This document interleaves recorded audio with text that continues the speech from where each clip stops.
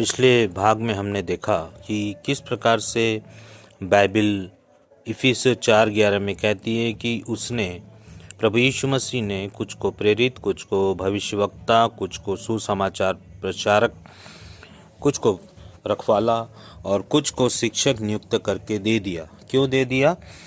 कि पवित्र लोग कौन है? जो प्रभु यीशु मसीह पर विश्वास करके और वे पवित्र लोगों के संगी बन जाते हैं और वे परमेश्वर के इच्छा के अनुसार चलना शुरू कर देते हैं। और क्यों योग्य पवित्र लोग सेवा कार्य के योग्य क्यों बने? क्योंकि मसीह की देह तब तक उन्नति करे जब तक कि हम सब के सब प्रत्येक विश्वासी गण विश्वास में और परमेश्वर के पुत्र के पूर्ण ज्ञान में सिद्ध अर्थात एक ना हो जाए, अर्थात मसीह के पूरे डील डॉल तक ना बढ़ जाए। हमने पिछले भाग में देखा था कि किस तरह से एक कलीसिया में केवल एक ही उंगली कार्य करती है, वो भी अपूर्ण रीति से, क्योंकि वो अकेले ही कार्य करती है और एक अकेली उंगली से कुछ नहीं हो सकता। यदि मैं आपको बोलूं कि एक अकेली उंगली से आप किसी बक्से को उठाकर दिखा दीजिए तो आप नहीं उठा पाएंगे, लेकिन जब मैं बोलूं कि आप 5 उंगलियों से बक्से को उठा लीजिए तो आप जरूर से 5 उंगलियों को ताकत लगा करके आप उठा लेंगे।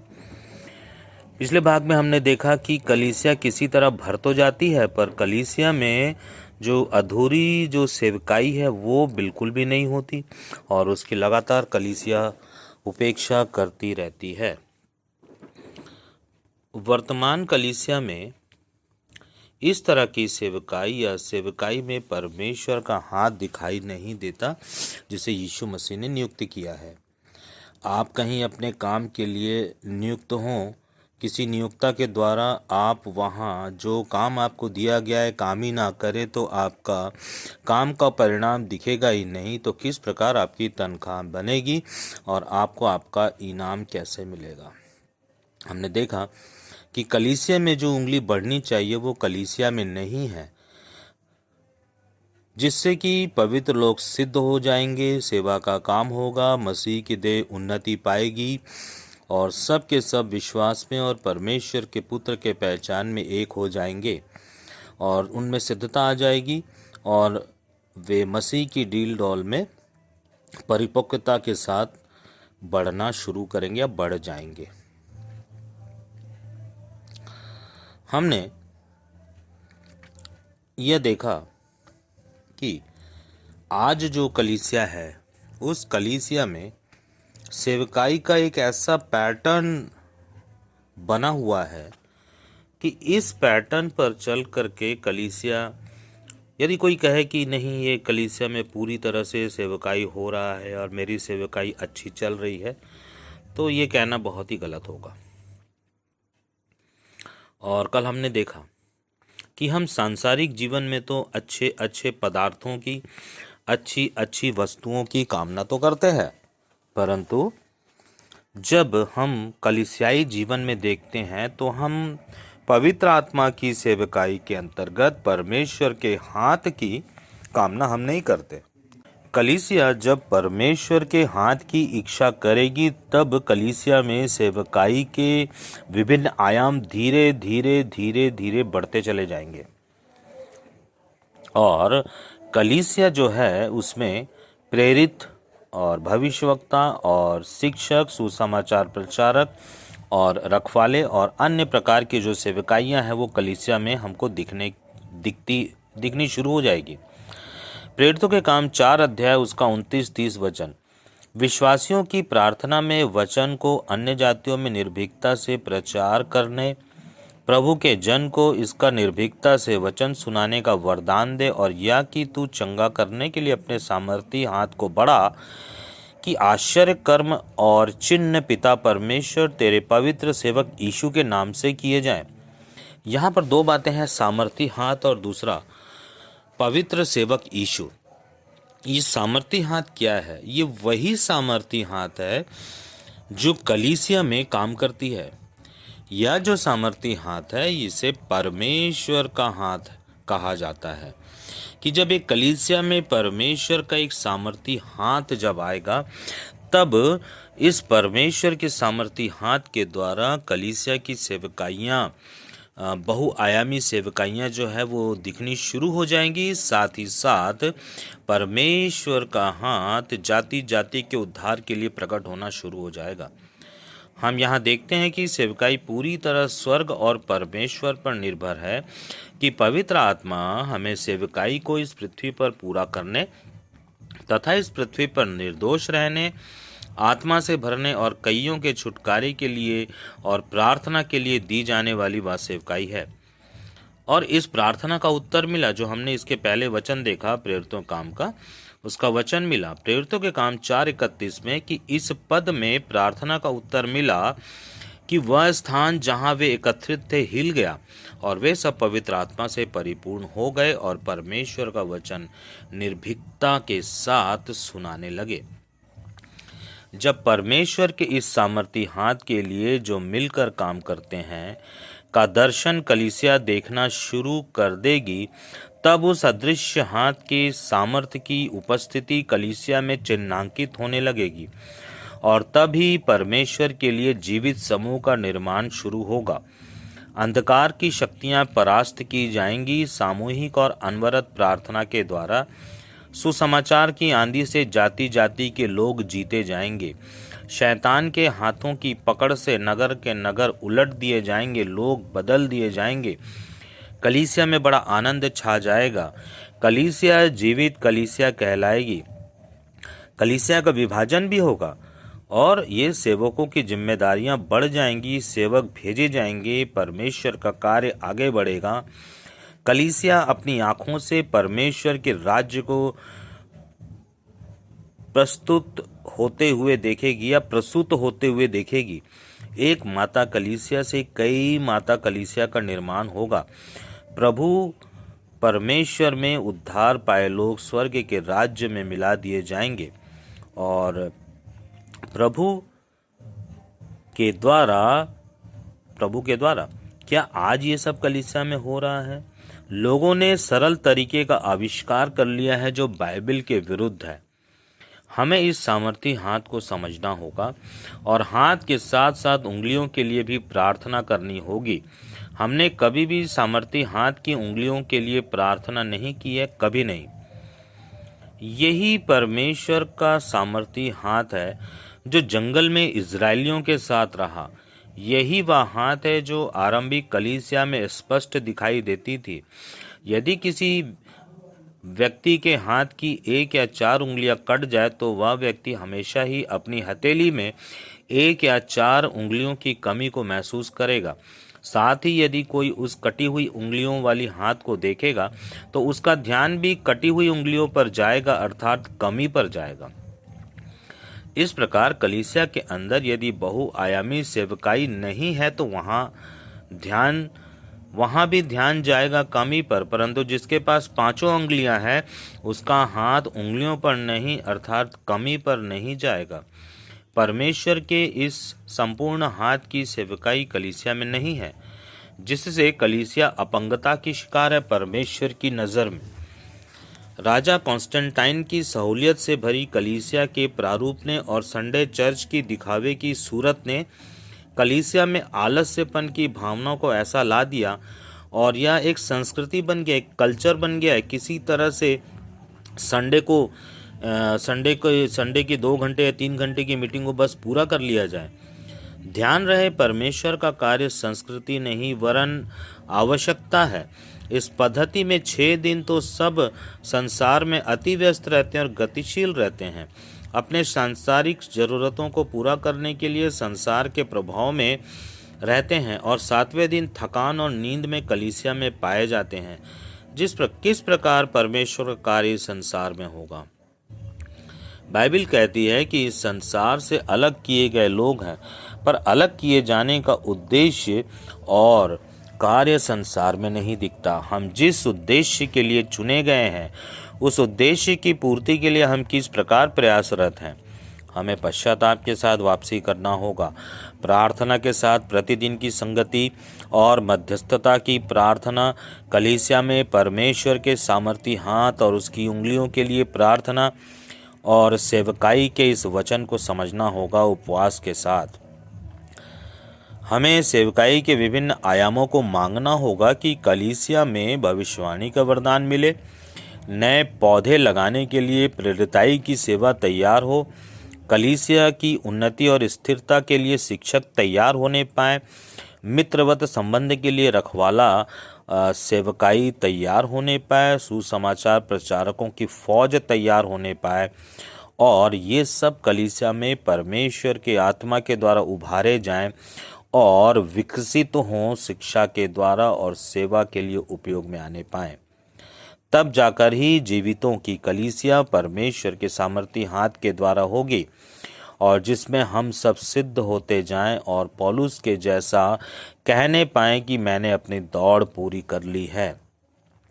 आज जिस तरह से कलीसिया का पैटर्न है, उसमें यदि मैं पूछूं या यदि प्रभु यीशु मसीह आए और पूछे कि क्या आपने पौलुस के जैसा आप कह सकते हैं कि आपने अपनी दौड़ पूरी कर ली है, तो आज ना तो कोई मसीह और ना तो कोई पास्टर इन बातों का जवाब और उत्तर दे पाएगा। हमें अपने विचार को बदलना होगा। यदि आपके पास जरूरी उंगलियां ना हो तो उसके लिए कलीसिया द्वारा प्रार्थना करना, पवित्र आत्मा की सामर्थ्य को पा लेने तक ठहरे रहने की चेतावनी जो यीशु के द्वारा अपने चेलों को दी गई, वही पवित्र आत्मा की सामर्थ्य आज भी जब तक कलीसिया ना पाले तब तक प्रार्थना में लगातार स्थिर रहे और कलीसिया में ही रहे। या कलीसिया ही आपका यरूशलेम है, जहाँ 2 या 3 इकट्ठे हों यीशु मसीह के नाम से, वही कलीसिया है। और यहाँ पर सामर्थ्य के संपूर्ण तेज को देखने, अनुभव प्राप्त करने तक बड़ी गंभीरता के साथ और स्थिरता के साथ बाट जोहने की जरूरत है।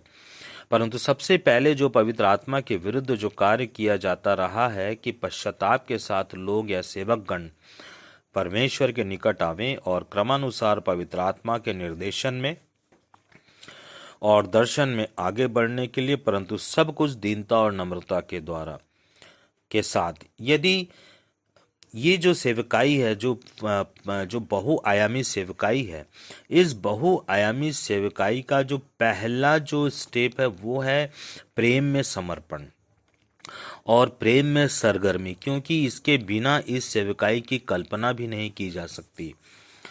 और प्रकाशित वाक्य 3:19 कहता है कि मैं जिनसे प्रेम रखता हूँ उन्हें ताड़ना भी देता हूँ, इसलिए सरगर्म हो और मन फिरा। कलीसियाओं को मन फिराओ अर्थात पश्चाताप की आवश्यकता है। किस बात के लिए? आज्ञाकारिता के लिए, यीशु मसीह के महान आदेश को पूरा करने के लिए। प्रकाशित वाक्य 3:20 कहती है, देख मैं द्वार पर खड़ा खटखटाता हूँ, यदि कोई मेरी आवाज़ सुनकर अर्थात जीवित कलीसिया का द्वार खोले तो मैं उसके साथ आकर भोजन करूँगा, अर्थात अपने पिता की अर्थात भेजने वाले की इच्छा पूरी करूँगा, और वो मेरे साथ बटोरने का काम अर्थात सेवा की गर्मजोशी के साथ सेवा का कार्य पूर्ण करेंगे। मसीह यीशु ने कहा, मेरा भोजन यह है कि मैं अपने भेजने वाली की इच्छा पूरी करूं और उसकी केवल उसकी इच्छा पूरी करूं। यूहन्ना 4:34 कहता है। लूका 11:23 में यह कहता है कि यीशु मसीह ने कहा कि ध्यान रहे कि वह जो मेरे साथ नहीं मेरे विरोध में है, और वह जो मेरे साथ बटोरता नहीं वह बिखेरता है। क्या कलीसिया बटोरने का काम कर रही है? कलीसिया अपंग है। आज की जो वर्तमान कलीसिया है वो पूरी तरह से अपंग कलीसिया है। मैं ये नहीं कहूँगा कि यहाँ जो पास्टर है वो ज्ञानी नहीं है, वे महान ज्ञानी हैं, उनके पास बहुत सारा ज्ञान है, लेकिन परमेश्वर का वचन जो कहता है कि कलीसिया में यदि आपके पास 5 प्रकार की सेवकाई, जो बहुआयामी सेवकाई एक कलीसिया के भीतर नहीं है, और लोग केवल चर्च में बुलाते हैं, जाते नहीं, इसका मतलब ये है कि वो कलीसिया कलीसिया नहीं है, वो सिर्फ डाकुओं की खो बन चुकी है। ध्यान दें कि वे जो परमेश्वर का वचन सुनते और उनका पालन भी करते, लूका 11:28। हम बाइबल के बहुत सारे वचनों का तो हम स्वागत करते हैं अपने जीवन में, लेकिन जहाँ पे हमको ऐसा लगता है कि ये जो 5 प्रकार की सेवकाई यदि एक कलीसिया में आ जाएगी तो कलीसिया में एक पास्टर जो है वो अपना जीवन नहीं चला पाएगा। आज जो कलीसिया है वो केवल एक ही बात पर टिकी हुई है कि कलीसिया तो ठीक है कि कलीसिया आती है, एक पास्टर वहाँ पे सुसमाचार सुना देते हैं, परंतु सुसमाचार केवल यहाँ सुनाने से काम नहीं चलेगा।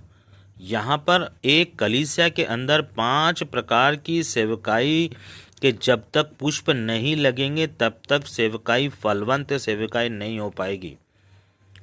प्रकाशित वाक्य 3:21 कहता है कि जो जय पाए उसे मैं अपने सिंहासन पर बैठने दूंगा, और प्रत्येक जो लौदीकिया की कलीसिया के समान है उसे तय करना है कि वह क्या करे। अधोलोक के फाटक और बंदीगृह जो है वो जो फाटक हैं वो बंद पड़े हुए हैं, ताले लगे हुए हैं, पर हमारा ध्यान इस सेवकाई की चाबी पर है ही नहीं। क्या कलीसिया आत्मा बचाने के मोड में है? क्या कलीसिया में प्रसव पीड़ा का दर्द है? मसीह की हमसे आशाएं हैं, मसीह हमसे बहुत सारी आशाएं करते हैं। गलातियों 4:19, हे मेरे बच्चों, जब तक तुम में मसीह का रूप ना बन जाए मैं तुम्हारे लिए प्रसव किसी पीड़ा में हूँ। गलातियों 4:19 कहता है, हे मेरे बच्चों, जब तक तुम में मसीह का रूप ना बन जाए मैं तुम्हारे लिए प्रसव किसी पीड़ा में हूँ। अर्थात पहले मसीह का सडील डॉल और फिर पुत्र पुत्री जनने की इच्छा का होना। पीड़ा तो तब होगी जब पवित्र आत्मा रूपी बीज हमारे अंदर आएगा और गर्भधारण की क्षमता होगी। आज कलीसिया बांझपन है। बांझपन किस बात की? मैं बांझपन उस बातों के लिए नहीं बोल रहा हूँ, मैं बांझपन इस बातों के लिए बोल रहा हूँ कि कलीसिया जो है वो ऐसा लगता है कि बस कलीसिया पूरी तरह से संतृप्त हो चुकी है। यदि मैं कहूँ कि कलीसिया में आज भीड़ तो है, लेकिन कलीसिया में 5 प्रकार की जो सेवकाई है उसकी पूरी तरह से नहीं हो सकता। मतलब कलीसिया में भविष्यवाणी की सेवकाई नहीं है, कलीसिया में सुसमाचार प्रचारक की फौज नहीं है, कलीसिया में प्रेरिताई सेवकाई नहीं है, कलीसिया में शिक्षकीय सेवकाई नहीं है, तो किस प्रकार से हम यह मान ले कि जो आज की जो कलीसिया जो चल रही है, मैं कुछ कलीसियाओं को यदि छोड़ दूं, 4-5% कलीसिया को यदि मैं छोड़ दूं, तो बाकी कलीसियाओं का वही स्थिति है कि उनके अंदर में केवल एक रखवाला, जिसे आज के दौर में पास्टर कहते हैं, और ये जो पास्टर की जो सेवकाई है, ये सेवकाई सबसे जो है वो ये सेवकाई पूरी तरीके से पूर्ण नहीं है। और यदि आज आप पास्टर को बोलेंगे कि ये प्रेरिताई सेवकाई क्यों नहीं है, भविष्यवाणी सेवकाई कोई नहीं, तो नहीं, भविष्यवाणी तो पहले होती थी, आजकल नहीं होती है, और प्रेरित तो आज पाए नहीं जाते। शिक्षक काम भी मैं अकेला कर लेता हूँ, सुसमाचार प्रचार भी मैं अकेला कर लेता हूँ, मुझे किसी की ज़रूरत नहीं।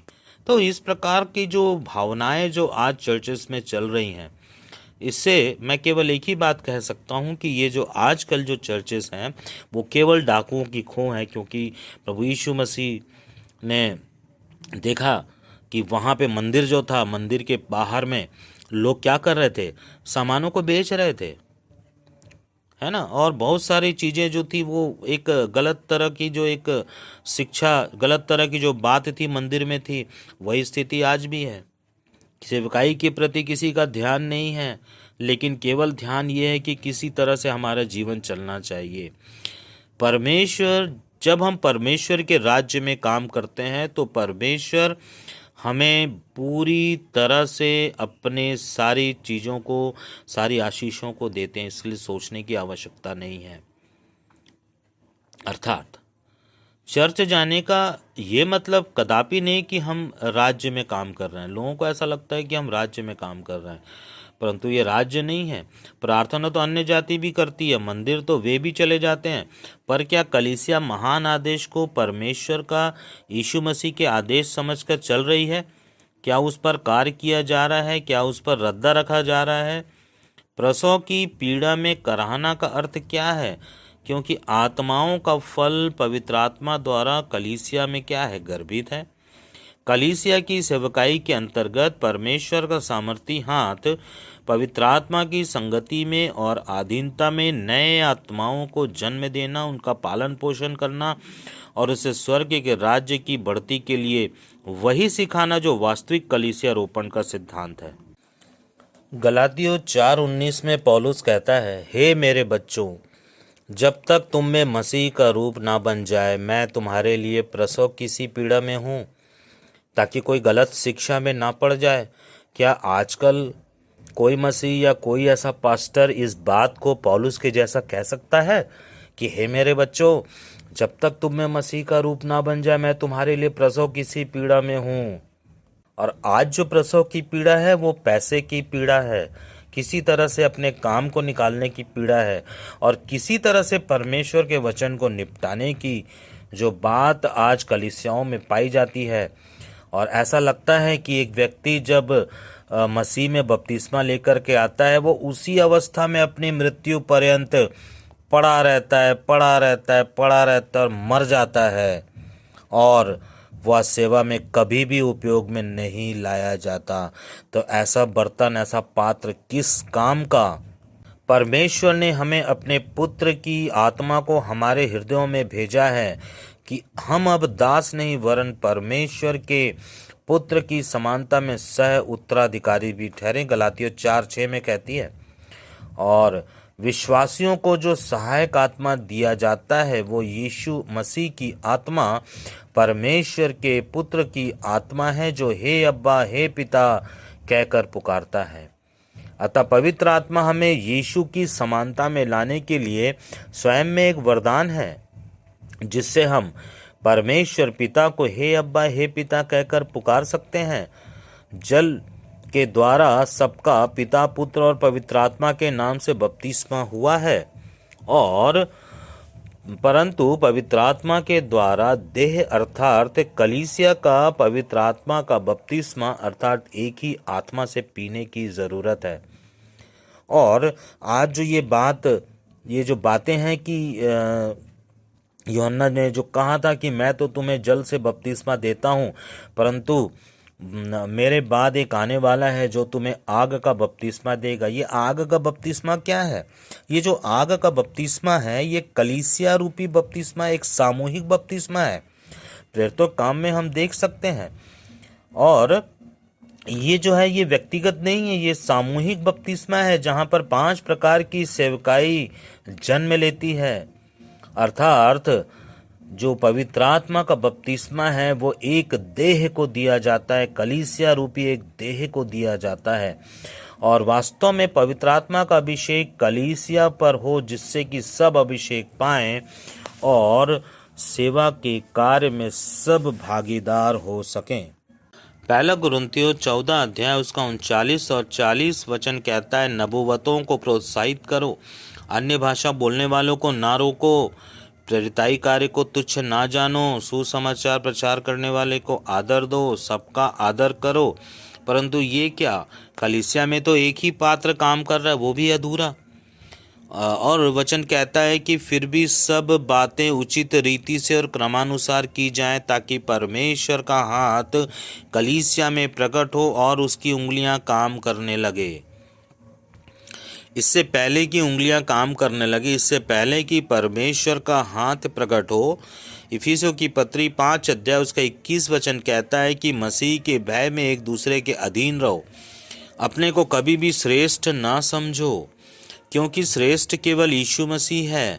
ध्यान दें कि इस सेवकाई का अर्थात परमेश्वर के संपूर्ण सामर्थी हाथ का केंद्रीय बिंदु या जो केंद्र है वो पवित्र आत्मा है। यहाँ उंगलियां अलग अलग नहीं हैं बल्कि जुड़ी हुई हैं। इसलिए इससे अलग होकर सेवकाई का कार्य नहीं किया जा सकता। यहाँ पर जो 5 उंगलियां हैं वो 5 उंगलियां हम उसको इस तरह से देखिए कि यदि अंगूठा प्रेरित है तो जो उसके बाद वाली उंगली है वो भविष्यवक्ताई उंगली है, उसके बाद वाली उंगली जो है वो शिक्षक है, उसके बाद एक प्रचारक की उंगली है या एक रखवाले की उंगली। इसको हम एक समझने के उद्देश्य से लिए हैं। लोग क्या कहते हैं कि नहीं, छोटी उंगली जो है वो रखवाले या पास्टर की उंगली है, तो पास्टर को दुख होता है कि मैं छोटा कैसे हो सकता हूँ, और अंगूठा जो है वो इधर नीचे पाया जाता है, वो तो रखवाले से भी नीचे पाया जाता है अंगूठा। तो प्रेरित सोच सकता है कि नहीं, मैं सबसे नीचे हूँ।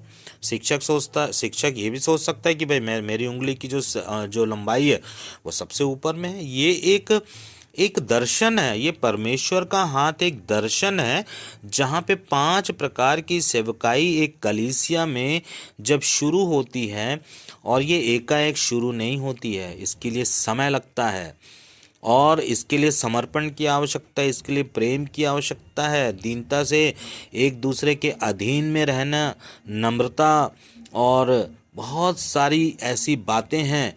जब एक व्यक्ति पूरी रीति से परमेश्वर के समक्ष घुटने में, और वहाँ पे पूरी कलीसिया जो है वो पूरी कलीसिया जो जब तक समर्पित नहीं होगी तब तक परमेश्वर का सामर्थी हाथ उस कलीसिया में काम नहीं करेगा और ना ही वह हाथ कभी प्रकट होगा।